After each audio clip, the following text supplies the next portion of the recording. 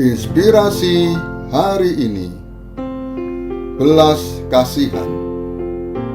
Matius pasal 15 ayat 32. Lalu Yesus memanggil murid-muridnya dan berkata, "Hatiku tergerak oleh belas kasihan kepada orang banyak itu.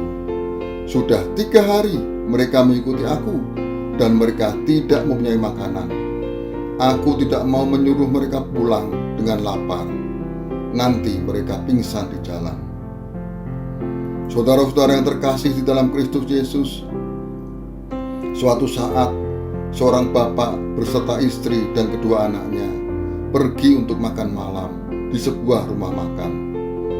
Pada waktu mereka tiba di depan rumah makan, ada beberapa remaja dengan pakaian lusuh yang sedang bermain dan luput dari perhatian mereka. Ketika sedang menunggu makanan disiapkan, lewat dinding kaca, pandangan mereka tertuju kepada para remaja di luar yang sedang berebut sisa makanan yang dibuang di tempat sampah. Tergeraklah hati sang bapak dengan belas kasihan. Diajaknya mereka masuk ke dalam rumah makan, duduk bersama, dan dipersilahkan pesan makanan yang mereka inginkan. Mereka menyantap makanan dengan sangat lahap dan makan sampai kenyang. Selesai makan, dengan mata berkaca-kaca mereka berkata, "Apakah Bapak seorang Kristen?"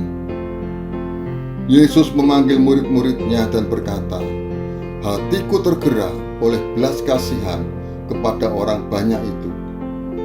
Dengan perkataannya, Yesus sedang mengajar kepada murid-muridnya tidak hanya mengerti akan firman Tuhan, tetapi setiap murid harus mempunyai hati seperti hatinya yang penuh belas kasihan. Belas kasihan kepada penderitaan manusia tidak hanya rohani, tetapi juga jasmani. Yesus tahu kebutuhan jasmani manusia. 3 hari bersama Yesus, tentu persediaan makanan tidak dipunyai lagi. Kalau mereka pulang, pasti pingsan karena lapar. Murid-murid diajar untuk menindai rasa belas kasihan itu dengan langkah nyata, memberi dengan apa yang dimiliki. Matius 15 ayat 34. Bukan dari apa yang belum atau tidak dimiliki. Matius 15 ayat 33. Saudara-saudara, seringkali kita merasa masalah yang kita hadapi sangat besar dan berat, sehingga kita tidak bisa melihat bahwa orang lain lebih menderita dan menghadapi masalah yang lebih besar dibanding dengan masalah kita. Yesus selalu tergerak hatinya oleh belas kasihan, walaupun masalah dan kesulitan yang dia hadapi sangat besar.